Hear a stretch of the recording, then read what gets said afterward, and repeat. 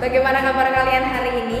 Miss Ajeng harap kalian selalu dapat menjaga kesehatan dan tetap semangat untuk belajar di rumah.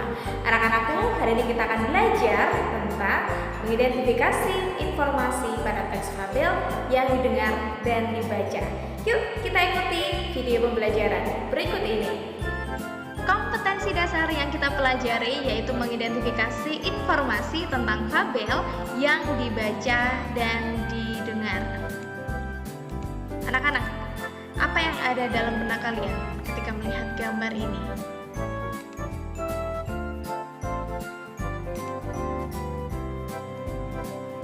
Apakah kalian pernah membaca kisah-kisah ini atau teks ini? Rubah dan burung bangau, belalang sembah, sesama saudara harus berbagi, atau kepiting yang sombong? Kalau kita melihat pada gambar tersebut ada binatang kepiting, kemudian ada belalang, kemudian ada kelinci, ada tikus, ya kan? Nah, kira-kira apa yang kamu ketahui tentang fabel? Cerita fabel itu yang seperti apa sih? Nah, fabel adalah cerita binatang yang menggambarkan kehidupan manusia. Pada KBBI cetakan kelima, fabel diartikan sebagai cerita yang menggambarkan watak dan budi manusia yang pelakunya diperankan oleh binatang. Fabel termasuk jenis cerita fiksi, bukan kisah tentang kehidupan nyata. Nah, fabel sering juga disebut cerita moral karena pesan yang ada di dalam cerita fabel berkaitan erat dengan moral.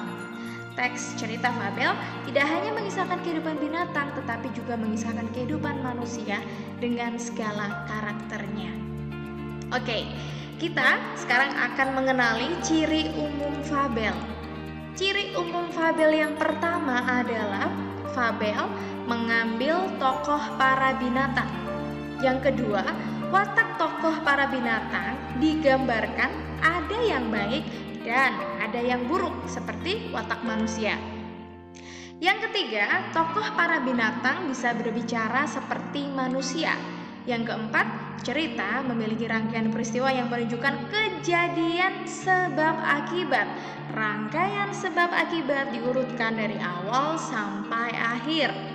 Yang kelima, fabel menggunakan latar alam, hutan, sungai, kolam, dan lain-lain.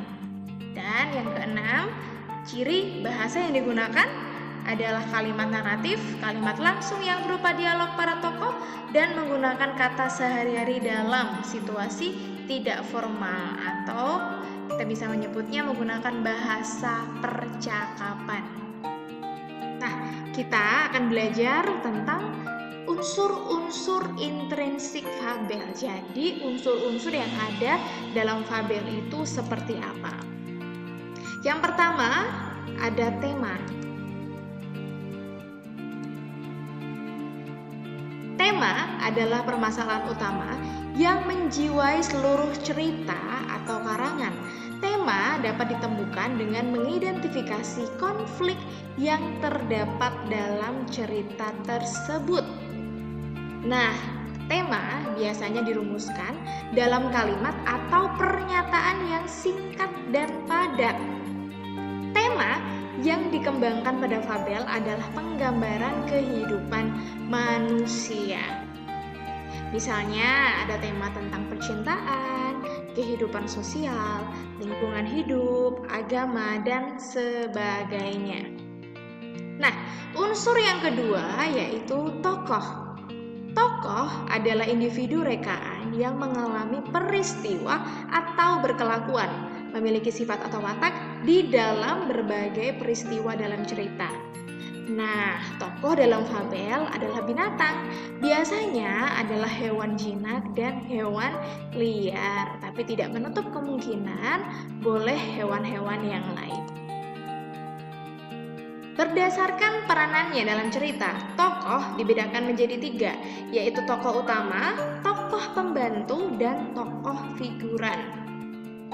Sedangkan berdasarkan wataknya, tokoh dibagi menjadi 3, yaitu tokoh protagonis atau tokoh baik, tokoh antagonis, antagonis atau tokoh jahat dan tokoh tritagonis, yaitu tokoh penengah, orang atau hewan yang menjadi pelaku dalam cerita.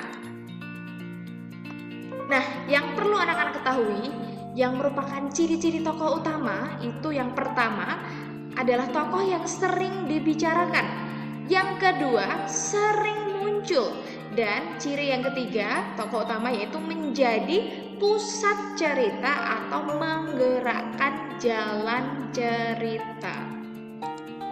Kita lanjut pada unsur yang ketiga yaitu penokohan.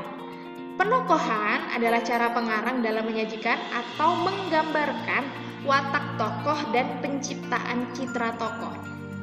Penokohan secara umum dibedakan menjadi dua anak-anak, yaitu penokohan secara langsung atau analitik dan penokohan secara tidak langsung atau dramatik. Nah, kita lihat penjelasan yang pertama yaitu penokohan secara langsung. Artinya, pengarang secara langsung menjelaskan watak atau citra dari tokoh tersebut dengan kata-kata. Misalnya bahwa tokoh A adalah orang yang cerewet dan suka mengadu domba, atau bahwa bisa juga fisik tokoh B adalah misalnya cantik, rambutnya hitam, tergerai, dan sebagainya. Kemudian yang kedua yaitu penokohan tidak langsung, artinya penggambaran watak atau citra tokoh dilakukan secara tersamar. Pada penokohan jenis ini, pembaca bisa menyimpulkan watak seorang tokoh dari yang pertama, pikiran tokoh, lalu dialog atau ucapan tokoh, tingkah laku atau tindakan tokoh, lingkungan sekitar tokoh, reaksi atau tanggapan dari tokoh lain, dan keadaan fisik tokoh. Unsur yang ketiga yaitu latar atau setting. Latar adalah segala keterangan mengenai waktu, ruang, dan suasana terjadinya lakuan atau peristiwa dalam cerita. Latar terbagi menjadi tiga, yaitu latar waktu, latar tempat, dan latar suasana. Ditinjau dari pemberian watak dan latarnya, fabel dibedakan menjadi fabel alami dan fabel adaptasi. Yuk, kita lihat penjelasan yang pertama tentang fabel alami. Fabel alami menggunakan watak tokoh binatang seperti pada kondisi alam nyata. Misalnya, kura-kura diberi watak lamban, singa berwatak buas dan ganas. Nah, fabel alami ini juga menggunakan alam sebagai latar, contohnya hutan, sungai, kolam, dan sebagainya. Lalu, yang kedua yaitu fabel adaptasi. Nah, fabel adaptasi adalah fabel yang memberikan watak tokoh dengan menggunakan watak aslinya pada dunia nyata dan menggunakan tempat-tempat lain sebagai latar, misalnya di rumah, di jalan raya. Nah, ini contoh dalam kalimat misalkan landak yang pemalu berulang tahun di rumah makan. Baik, sekarang unsur yang keempat yaitu alur. Alur adalah rangkaian atau jalinan antar peristiwa atau lakuan dalam cerita. Sebuah cerita sebenarnya terdiri dari berbagai peristiwa yang memiliki hubungan sebab akibat. Misalnya, karena ada peristiwa 1, kehilangan orang tersayang, maka akibatnya terjadilah peristiwa 2, yaitu tokoh A menjadi frustasi. Nah, jalinan itu yang dinamakan alur atau plot. Nah, alur dibedakan menjadi 3 jenis. Yang pertama ada alur maju atau alur lurus. Rangkaian peristiwanya bergerak maju dari awal ke akhir atau kronologis. Lalu yang kedua ada alur mundur atau alur flashback. Rangkaian peristiwanya bergerak mundur dari akhir ke awal atau setback. Dan yang ketiga yaitu alur campuran, maju mundur. Rangkaian peristiwa bergerak secara acak.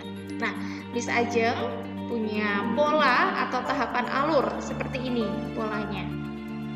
Nah, jadi dalam cerita itu ada tahapan alur.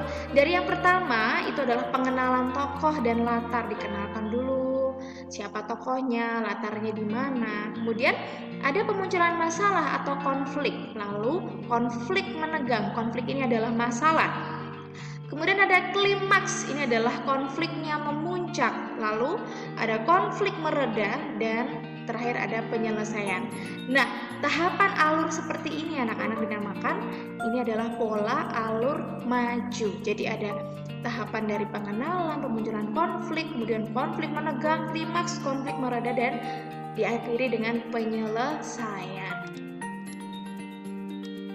Selanjutnya yaitu amanat. Amanat adalah pesan yang ingin disampaikan pengarang kepada pembaca. Amanat dalam cerita bisa berupa nasihat, anjuran, atau larangan untuk melakukan atau tidak melakukan sesuatu. Yang jelas, amanat dalam sebuah cerita pasti bersifat positif. Misalnya, berbaktilah kepada orang tua. Janganlah kita senang berbohong. Nah, ditinjau dari kemunculan pesan, fabel dibedakan menjadi fabel dengan koda dan tanpa koda. Seperti ini anak-anak penjelasannya.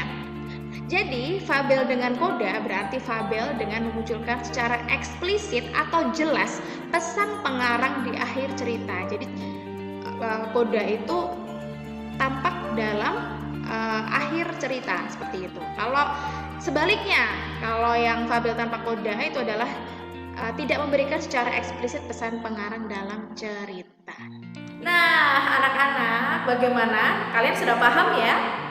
Jika masih ada pertanyaan, bisa langsung menghubungi Miss Ajeng untuk bertanya bagian mana yang belum paham. Nah, setelah ini, kalian jangan lupa ada tugas di Google Classroom yang harus dikerjakan.